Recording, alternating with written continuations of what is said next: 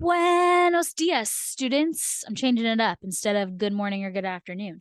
I hope you guys are having a good day. I know you're probably not watching this video the same day that you watched the previous video on distributive property, but I forgot to mention in that video that that handout I gave you, you could just fold it in half and then tape the top and bottom and maybe even the side over here. So that way it folds in and out of your notebook. I'll try to remind you in class, but in case I forget, that's what you need to do with the handout. Today, we're going to talk about the opposite of the distributive property. And this is something called factoring, which it's very similar to when we find the greatest common factor or when we simplify a fraction, except instead of simplifying a fraction, we're going to be simplifying a expression. So if you want to take a moment right now and go ahead and copy kind of what you see on the screen, you could see the first example we're going to do down here at the bottom. There's one more example. So just make sure that these three things only take up about the top half of your page. So if you want to go ahead and copy it down, because the rest of what we're going to write down is very math based. This is the most words. So go ahead, take a moment, pause, write this down. All right. So the first thing we're going to do is we're going to review the distributive property. So let's say we have the expression 3 times the group x minus 5.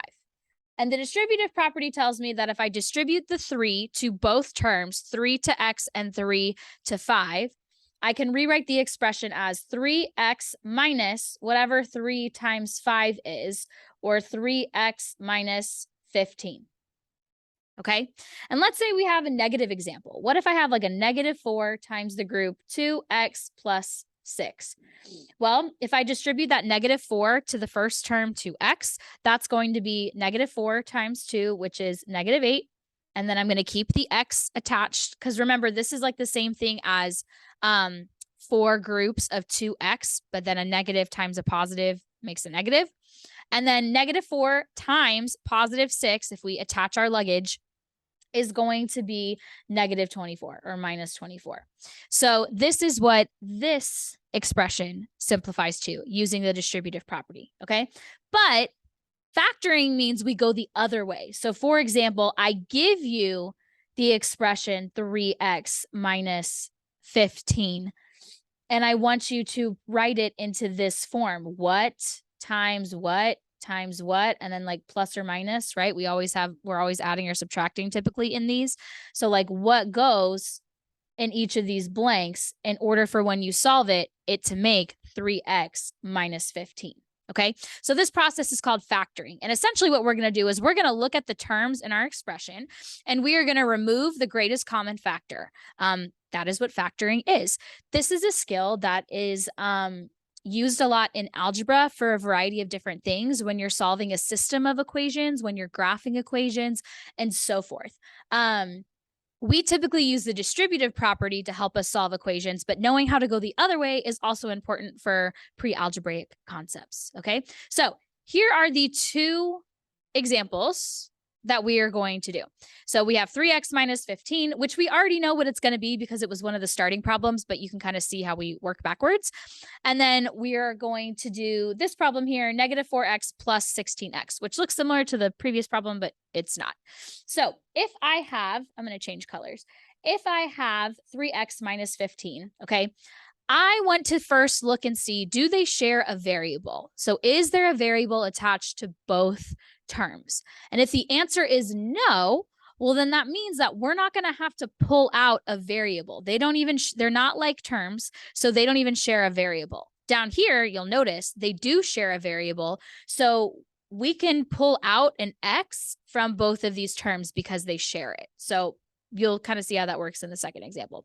But here, they don't share a variable. So the next thing we're going to do is we're going to figure out what is the greatest common factor between 3 and 15. So I'm just going to list out the factors of 3. So 3 is a prime number. So its only factors are 3 and 1. 15, we could do 15 times 1, or we could do 3 times 5. And that's really it. So the greatest common factor that they share is going to be 3. So that means 3 is the number that we can pull out of the equation. I'm going to keep the subtraction sign in my group Okay.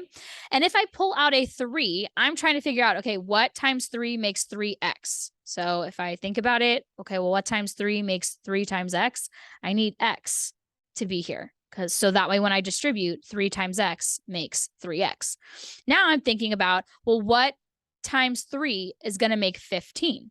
And the answer is 5, right? If I distribute this 3 to the 5, that's going to make the 15, the subtracting 15.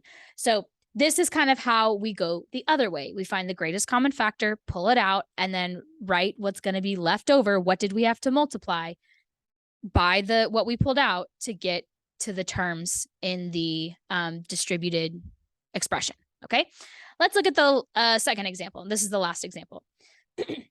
We have negative 4x plus 16x. So you'll notice that they share an x. I'm just going to write that off to the side. They share an x.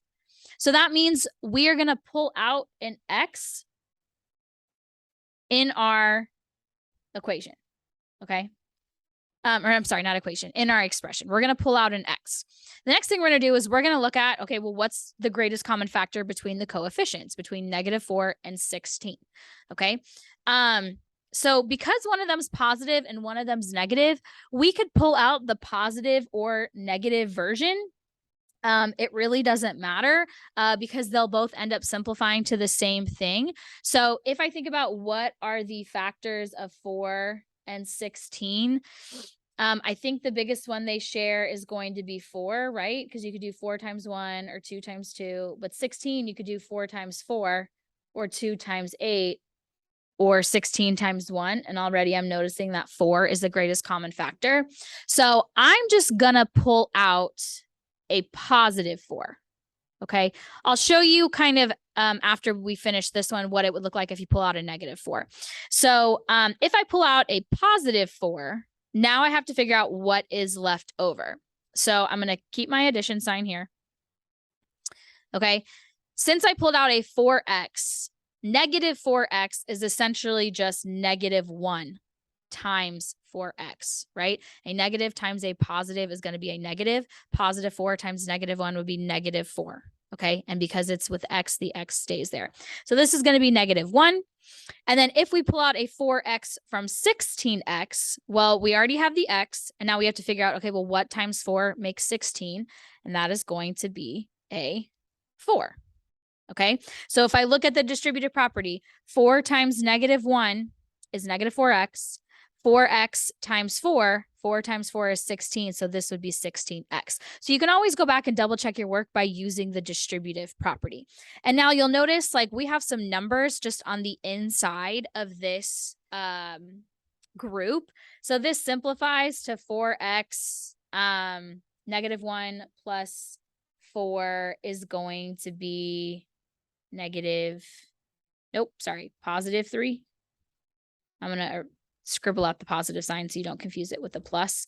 This is 12x if we were to simplify it, which if we were to actually combine these like terms, that negative 4 plus 16 would be 12. So it'd be 12x. Okay.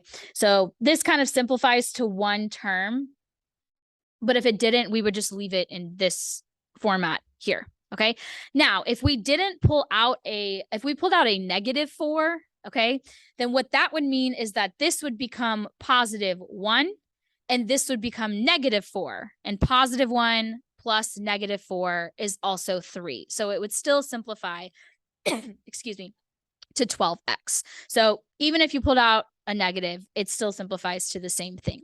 And if you're not sure what I mean by like pulling out a positive or negative, come see me in class and I'll kind of show you a different example aside from this one. So this is factoring. So you could think about it kind of like we're simplifying expressions in the same way that we simplify fractions by removing the greatest common factor between the terms. So I encourage you now to practice them. So here are the practice questions for you. You have 4 practice questions. The practice questions are negative 4x minus 2 plus 18. Then you have 12m plus 15p. Then you have 15g minus 25. And then you have negative 6x minus 48. Okay. Again, once you try this out, you can always check your work by going back and distributing. I encourage you, at least for these practice problems, to do that. Check your answers by going back and distributing. If it doesn't work, then that probably means maybe you messed up on like a positive or a negative, or maybe you didn't take out the greatest common factor. You took out a factor that wasn't the biggest one that they share. So you can check your answers in the table of contents. If you have any questions, let's chat in class. And as always, I hope you guys have an amazing day. Talk to you soon.